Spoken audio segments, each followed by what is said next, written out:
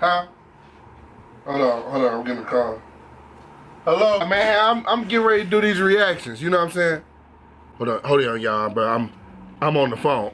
Since Elvis got millions, I said your boy gotta get some millions too. This is prop money, this is just fake, you know what I'm saying? This is just for a prank that I actually am thinking about doing, you know what I'm saying? Today, we're gonna look at how Elvis spent his millions, okay? Now, you can't tell a man how to spend his money, you know what I'm saying? A man gonna spend his money the way he wanna spend his money. You know, I got my son in the background. This little dude is just, you know what I'm saying? Love him.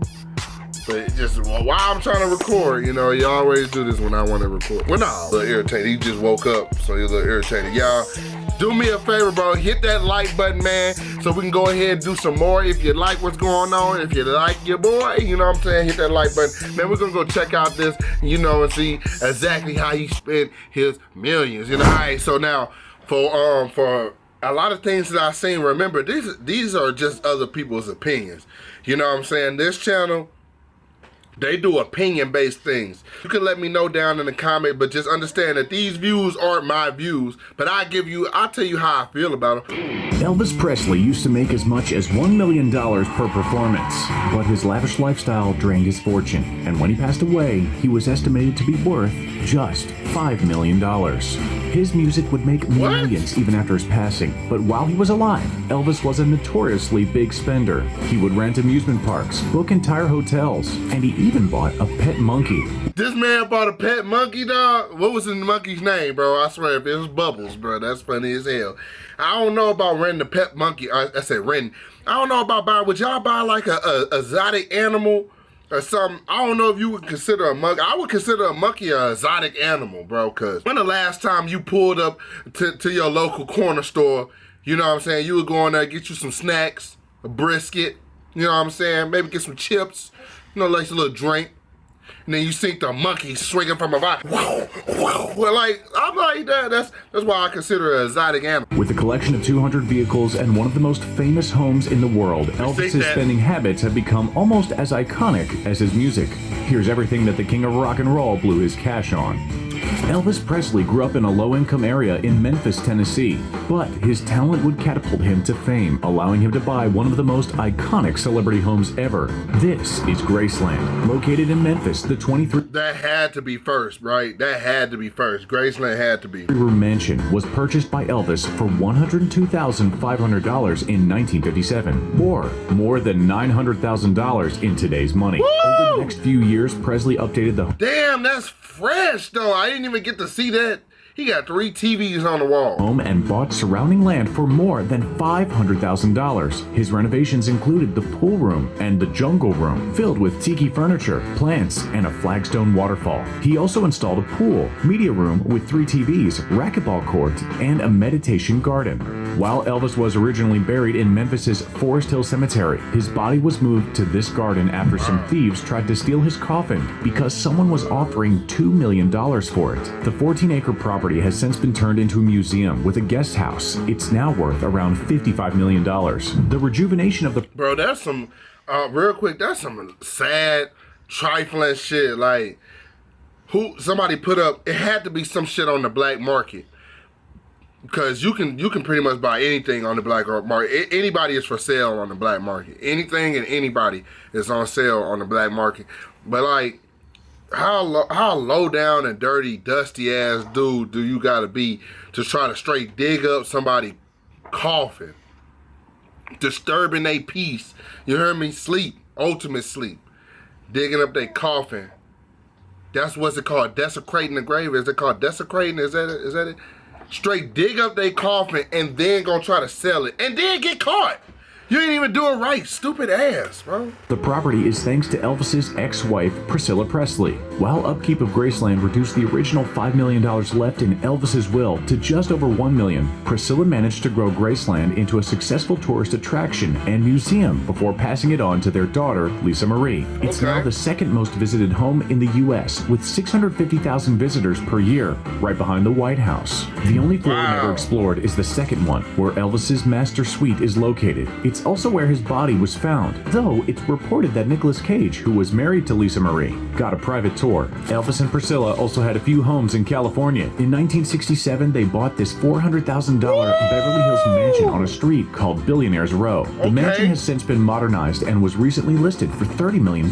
Okay, so they ain't got it no more. They sold it. That mansion look fresh though. Elvis's other opulent Los Angeles property is in Holmby Hills. It recently sold for $20 million and includes things like a koi fish pond and a traditional Japanese tea house. Elvis was also a huge car collector. Anybody know me know that I'm a big Japanese fan. I like all kinds of stuff Japanese.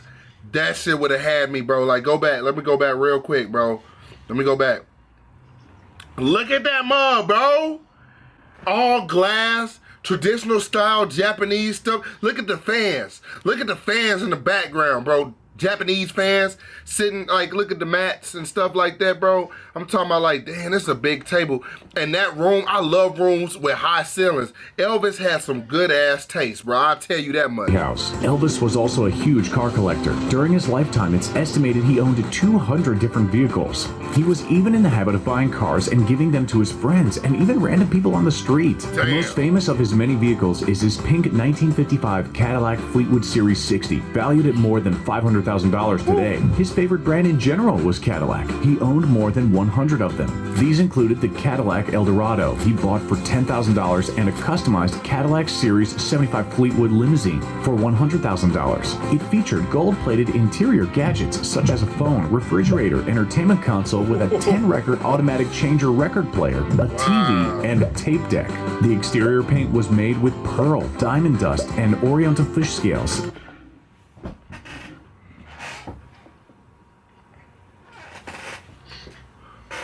What? What?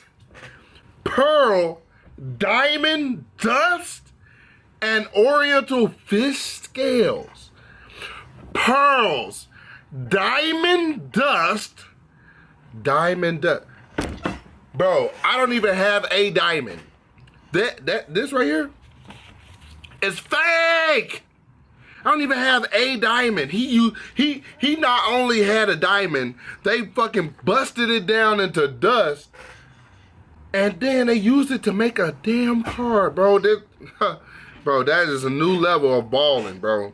That is a new level of balling. And the hubcaps, wheel covers, headlight rims, and front grille were gold-plated in 24-karat gold. He also owned 5 Stutz Blackhawks. The very first Blackhawk ever sold was purchased by Elvis in 1970 for $26,500. Other vehicles in his collection included a Mercedes 600 he bought for $15,500 that recently resold for almost $300,000. A Lincoln Executive limousine he received as a wedding gift but was later sold for $165,000 as a collectible, a $7,000 1962 Ford Thunderbird, and a Rolls-Royce Phantom 5. 5 years after buying it, Elvis gave the Rolls-Royce away to be auctioned for charity, and it was later sold for $300,000. Elvis also really loved his Continental Mark II, which ended up selling for $250,000. The rock star even has a tiny Messerschmitt KR200 that he bought on a crazy shopping spree in the mid-1950s. Today, the car sells for up to $85,000. Some of the final additions to his collection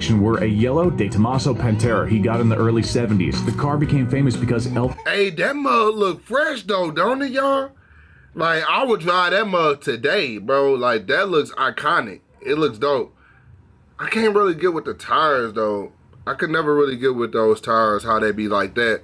I know some of y'all that are car enthusiasts gonna really get on my ass because I said that, but yeah, it's just a personal preference. You know, it's a personal preference. Like, some things that are new and modernized aren't that bad on older vehicles. You know what I'm saying? It's just my opinion, you know. But I mean, this mug looks nice though. I mean, even with the wheels like that, this mug looks nice. Elvis shot it several times when it refused to start. Today, these models resell for up to $300,000, depending on the condition. One of Elvis's cars that visitors can see at Graceland is his black Ferrari Dyno 308 GT4 that he purchased in 1975 for $24,000. And finally, the last car ever purchased by the singer was a two-tone 1977 Cadillac Seville. He reportedly purchased the car for $5,000, though it sold for more than $100,000 at auction shortly after his passing. Elvis also owned his own yacht. Back in 1964, Elvis paid $55,000 for the Potomac, a 165-foot yacht once owned by Franklin D. Roosevelt. In today's money, that yacht would have cost Elvis about $464,000. But always a charitable celebrity, Elvis donated the boat to St. Jude's Children's Hospital shortly after buying it. The cars might be a bit excessive, but they are nowhere near Elvis's strangest purchases. Elvis regularly spent money on the Memphis Mafia, a nickname for his family and some very close friends. They partied wherever they went, and Elvis would do things like rent out the entire amusement park Libertyland so that he could ride his favorite roller coaster. Is Libertyland kind of like Six Flags, y'all? I know somebody will tell me. Somebody tell me, is Libertyland like Six Flags? You know what I'm saying? Because I'm talking about like Six Flags is, whoo, that's a big ass park. So if you talking about, even if Libertyland was half of what Six Flags was, because I don't know. I'm sorry, I don't know. I've never been to Libertyland, so I don't know. But if Libertyland was half of Six Flags, golly, bro, that's a big park. Even though it don't even matter, renting out a whole theme park for you and your friends is some baller stuff. Man, look, bro, I'm trying my best not to cuss, but boy, this is some shit. Like, I ain't gonna lie. Like, just imagine you chilling with your friends and shit. Hey, Joe. Hey, Steve. Hey, Tyrone. Hey, go, man. What we finna do? You know what I'm saying? Oh, man, you know what I'm saying? Elvis like, hey, look. Don't worry about it. Today is on me. I told y'all to hold up. I rented out the whole park. Libertyland. I rented out the whole park. That's my Elvis impression. I rented out the whole park. Libertyland. I'm just like, bro, that's crazy, bro. That's I feel like that's a cool ass dude because you ain't do it just for yourself, man. You did it, I mean, you know what I'm saying? You did it for your friends, bro. You have money, why not spend it? Because you already up at the top, bro. You might as well live it up, man. Well, might as well. What you holding on to this money for, bro? He also liked to invent games to play. One called Whip involved $15,000 worth of firecrackers. He would also rent out entire hotels, and his suites in each city were modeled to look like the inside of Graceland so he wouldn't feel homesick. Elvis also loved animals and had a large barn built on his property. He owned horses and chickens, but his most unusual was Scatter, his chimpanzee. The chimp even had his own wardrobe full of suits and ties. We're not sure how much Elvis paid back then for his favorite pet, but today's chimpanzees sell for $60,000 or more. So how did the star make his fortune and reach such heights of fame? Well, the person who discovered Elvis is this man, Sam Phillips, the head of Sun Records. His debut album climbed to #1 on the Billboard charts, becoming the first rock and roll album to hold that position, and it stayed there for 10 weeks. Elvis would make major bank from being on stage. He was paid $50,000 each time he appeared on the Ed Sullivan Show, and commanded as much as $1 million per performance. Over the course of his career, he sold 600 million units worldwide, but near the end of his life, things got more complicated. His divorce from Priscilla was costly. The settlement included $725,000 outright, plus spousal support, child support, 5% of Elvis's publishing. Oh my God! Wait a minute. Wait. I have to go back. I have to see this again. Was costly. The settlement included $725K? How much would that be in today's money? Because they were talking about 50,000 here, 50,000, 300,000.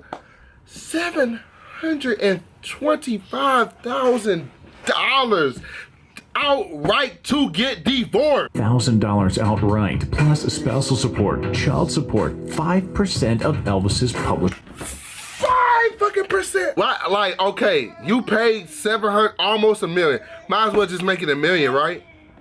Might as well, right? You paid a fucking $1 million to get divorced, and then you gotta pay 5% of your publishing. You know what that means, y'all? I just wanted to let y'all know. So if y'all don't know what music publishing is, I was gonna tell y'all right out, but I'm gonna tell y'all Google's definition. You know what I'm saying? Music publishing is the business of promoting and monetizing of musical compositions. Music publishers ensure that the songwriter receives royalties for their composition and also work to generate opportunities for those compositions to be performed and reproduced. So your publishing rights, mostly in my opinion, are your song and your live works. So like for example, if I post an Elvis video and it gets copyrighted, that copywriting is going to the company, and the company has to pay off rights to people that own it as well. You know what I'm saying? Like, there's a lot of little people. It's not just, okay, Warner Brothers gets it or yada yada gets it and then it doesn't go anywhere. It's like other people own percentages. She owns 5% of that. Like, that's ridiculous, bro. Publishing companies and 50% of the money from the sale of their Beverly Hills home. But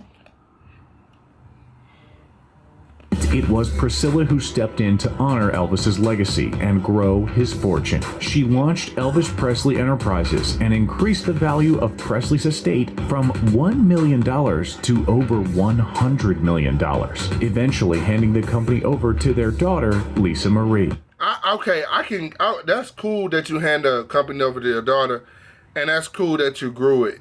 I mean, bro, because, you know, let's be honest, he passed away, so it was no point of letting that potential, you know what I'm saying, just sit there, because he worked his whole life for it.